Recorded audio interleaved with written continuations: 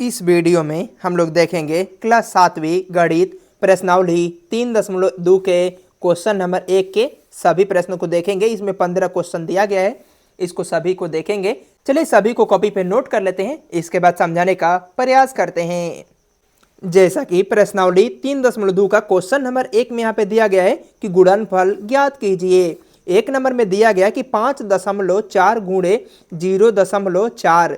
तो सबसे पहले इसको तो हम लोग दो तरीका से कर सकते हैं कि 5.4 को ऊपर रखेंगे और गुणा कर देंगे 0.4 से। अगर इस तरीका से हम लोग हल करेंगे तो वीडियो भी लंबा हो जाएगा और क्वेश्चन को हल करने में भी काफ़ी समय लगेगा, इसीलिए हम लोग इसमें दशमलव का भूल जाएंगे सबसे पहले। तो इसके बाद हम लोग यहाँ पे 5.4 है तो हम लोग इसको 54 लिखेंगे और गुणा यहाँ पे 0.4 है तो हम लोग इसको 4 लिखेंगे बस। इसके बाद हम लोग गुणा कर लेंगे, 54 में 4 से गुणा कर देंगे तो 4 में 4 से गुणा कर देंगे तो 16 हो जाएगा। 16 का 6 होता है हासिल 1। इसके बाद 4 में 5 से गुणा कर देंगे तो 4 5 20 होता है और एक हासिल कह सकते हैं कि 21 हो जाएगा। इसके बाद हम लोग यहाँ पे जानते हैं कि एक अंक के बाद इसमें दशमलव है और एक अंक के बाद इसमें दशमलव, 2 अंक के बाद। इसके बाद हम लोग पीछे से 2 अंक के बाद दशमलव रख देंगे, 1 और 2। तो हम लोग कह सकते हैं कि 2.16 यही इसका आंसर हो जाएगा। इसी प्रकार क्वेश्चन नंबर 2 में यहाँ पे दिया गया है कि 4.32 गुणे 0.02। तो सबसे पहले हम लोग इसको लिखेंगे कि 432 गुणा यहाँ पे 2। इसके बाद हम लोग इसको गुणा कर देंगे, 2 में 2 से गुणा कर देंगे तो 4 हो जाएगा, 2 में 3 से गुणा कर देंगे तो 6 हो जाएगा, 2 में 4 से गुणा कर देंगे तो 8 हो जाएगा। इसके बाद हम लोग दशमलव रखेंगे, पीछे से 2 अंक के बाद दशमलव था और इसमें 2 अंक के बाद दशमलव है तो हम लोग कह सकते हैं कि 4 अंकों के बाद दशमलव रखना है। तो यहाँ पे 1 2 3 और 4 अंक है नहीं तो यहाँ पे शून्य देकर इच्छा अनुसार हम लोग शून्य देकर 4 अंक बना लेंगे। और यहाँ पर भी हम लोग शून्य दे सकते हैं क्योंकि दशमलव के पहले जो शून्य रहता है उसका वैल्यू नहीं है। तो यहाँ पे लिखेंगे कि 0.0864 यही इसका आंसर हो जाएगा। यहाँ पे पीछे से 4 अंक के बाद भी दशमलव हो गया। अब देखेंगे हम लोग क्वेश्चन नंबर 3 को। क्वेश्चन नंबर 3 में यहाँ पे दिया गया है कि 8.24। हम लोग जानते हैं कि शून्य में कोई अंक से हम लोग जब गुणा कर देते हैं तो वह तो शून्य बन जाता है, यही इसका आंसर हो जाएगा। इसमें दशमलव रखने की कोई ज़रूरत नहीं है। क्वेश्चन नंबर 4 में यहाँ पे दिया गया है तो सबसे पहले हम लोग इसको लिख देंगे, 152 लिख देंगे और यहाँ पे दशमलव है इसको भूल जाएंगे, बस हम लोग अंक को लिखेंगे, इसको 2 लिखेंगे। इसके बाद हम लोग गुणा कर देंगे, 2 में 2 से गुणा कर देंगे तो 4 हो जाएगा और 2 में 15 से गुणा कर देंगे तो 15 दूना का 30 हो जाएगा। तो हम लोग दशमलव गिनेंगे, 1 2 3, 3 अंक के बाद दशमलव उसमें था और 1 अंक के बाद इसमें है 4 अंक के बाद। तो हम लोग कह सकते हैं 1 2 3 4। तो 4 अंक है नहीं तो हम लोग एक शून्य रख देंगे। इसके बाद 4 अंक हो गया, इसके बाद दशमलव रख दिए और इसके पहले हम लोग एक शून्य लगा देंगे, यही इसका आंसर हो जाएगा। क्वेश्चन नंबर 5 को हल करेंगे। इसके बाद 3 का 3 उसी तरह लिखेंगे और गुणा, यहाँ पे दशमलव है इसको भूल जाएंगे, बस हम लोग 3 लिखेंगे और 3 में 3 से गुणा कर देंगे तो 3 तिहाई 9 होता है। इसके बाद हम लोग जानते हैं कि 1 अंक के बाद दशमलव है, इसमें तो दशमलव है नहीं। इसके बाद 1 अंक के बाद दशमलव हम भी लगा देंगे और यहाँ पे शून्य दे देंगे, यही इसका आंसर हो जाएगा। क्वेश्चन नंबर 6 में यहाँ पे दिया गया था। इसके बाद हम लोग 7 लिखेंगे और इसको भी हम लोग 7 लिखेंगे। इसके बाद हम लोग जानते हैं कि 7 में 7 से गुणा कर देंगे तो 7 7 49 होता है। इसके बाद हम लोग देखते हैं कि 1 अंक के बाद दशमलव इसमें है और 1 अंक के बाद दशमलव इसमें है, 2 अंक के बाद 1 2, तो 2 अंक के बाद हम भी एक दशमलव रख देंगे और उससे पहले एक शून्य लगा देंगे, यही इसका आंसर हो जाएगा। यदि हम लोग शून्य लेकर हल करेंगे तो वीडियो काफ़ी लंबा हो जाएगा और गुणा करने में भी हम लोगों को काफ़ी कठिनाई होगी, इसीलिए हम लोग दशमलव को भूल जाएंगे और बस अंक का गुणा कर लेंगे और दशमलव को लास्ट में रख लेंगे, आसानी पूर्वक बन जाएगा। क्वेश्चन नंबर 7 में यहाँ पे दिया गया है तो सबसे पहले यहाँ पे 3 लिख देंगे और यहाँ पे एक 10 है तो 10 का 10 उसी तरह रख देंगे। इसके बाद हम लोग 10 में 3 से गुणा कर देंगे तो 10 तिहाई 30 हो जाएगा।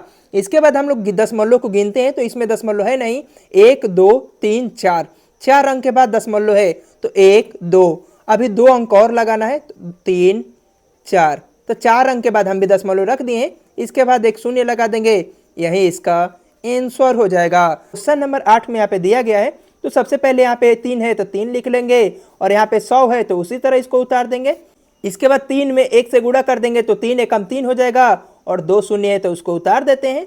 इसके बाद हम लोग गिन लेते हैं 1 2 3 4, 4 अंक के बाद दशमलव है तो 1 2 3 4, 4 अंक के बाद हम भी दशमलव दे दिए हैं, इसके बाद एक शून्य लगा देते हैं, वही इसका आंसर हो जाएगा। क्वेश्चन नंबर 9 में यहाँ पे दिया गया था, तो सबसे पहले यहाँ पे 3 दिया गया तो 3 को रख देंगे और 1 पर 3 जीरो है तो 1 पर 3 जीरो उसी तरह उतार लेते हैं।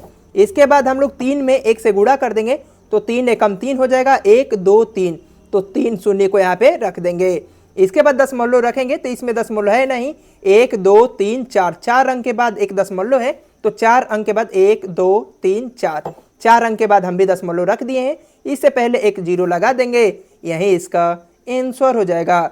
इसके बाद 10 नंबर को हम लोग हल करेंगे, 3 है यहाँ पे 3 रख देंगे, इसके बाद 1 पर 4 शून्य है तो उसी तरह रख देते हैं, क्योंकि शून्य को गुणा करने में कोई कठिनाई नहीं होती है, इसलिए 3 में 1 से गुणा कर देंगे तो 3 एकम 3 हो जाएगा, 4 शून्य है तो 4 शून्य उतार लेंगे।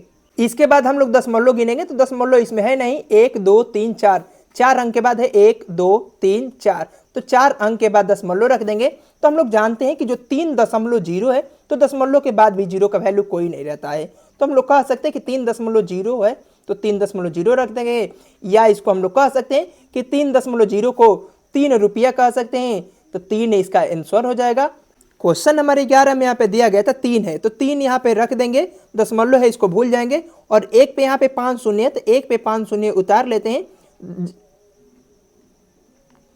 इसके बाद 1 पर 5 शून्य को उतार लिए, इसके बाद 3 में 1 से गुणा कर देंगे तो 3 एकम 3 हो जाएगा, इसके बाद 5 शून्य को उतार देंगे, 2 3 4 5, इसके बाद दशमलव है नहीं इसमें है 1 2 3 4, 4 अंक के बाद दशमलव 1 2 3 4, तो 4 अंक के बाद हम भी दशमलव रख देंगे तो 30.0 है तो 30.000 लिख सकते हैं, यही इसका आंसर हो जाएगा।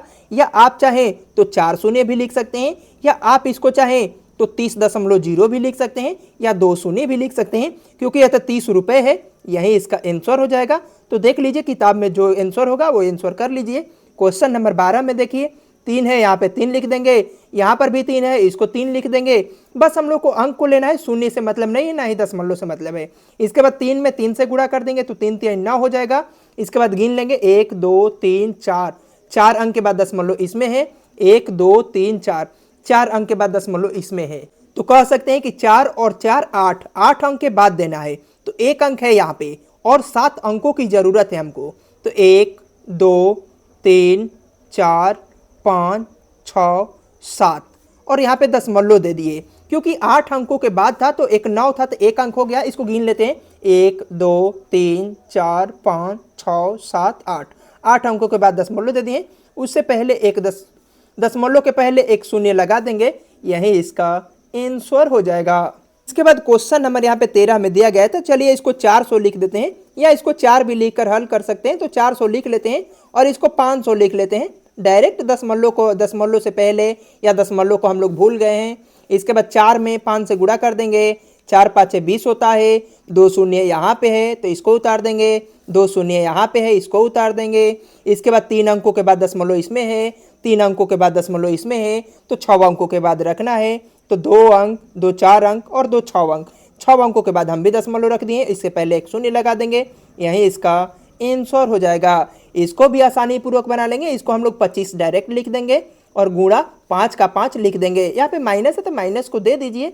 इसके बाद 5 में 5 से गुणा कर देंगे, या 25 5 है तो 125 होता ही है। अब गुणा क्या करना है इसको, 25 5 है 125, 1 अंक के बाद दशमलव है बस इसमें, इसलिए 1 अंक के बाद दशमलव रख देंगे, और माइनस है तो माइनस को माइनस रख देंगे, यही इसका आंसर हो जाएगा। इसके बाद 15 नंबर क्वेश्चन और अंतिम क्वेश्चन है, तो यहाँ पे -2.5 है तो -2.5 को उसी तरह रख देंगे और गुणा में -2.5। इसके बाद हम लोग जानते हैं कि माइनस और माइनस का गुणा करेंगे तो प्लस हो जाएगा, और 25 इसको ले लेते हैं हम लोग, तो 25 ले लेते हैं और दशमलव को भूल जाते हैं, इसको भी 25 ले लेते हैं। हम लोग जानते हैं कि जब 25 25 का गुणा करते हैं तो 25 का वर्ग तो 625 ही होता है, तो हम लोग रखेंगे कि 1 अंक के बाद दशमलव इसमें था और 1 अंक के बाद दशमलव इसमें था, तो 2 अंकों के बाद हम भी रख देंगे 1 और 2, तो हम लोग कह सकते हैं कि 6.25, यही इसका आंसर हो जाएगा।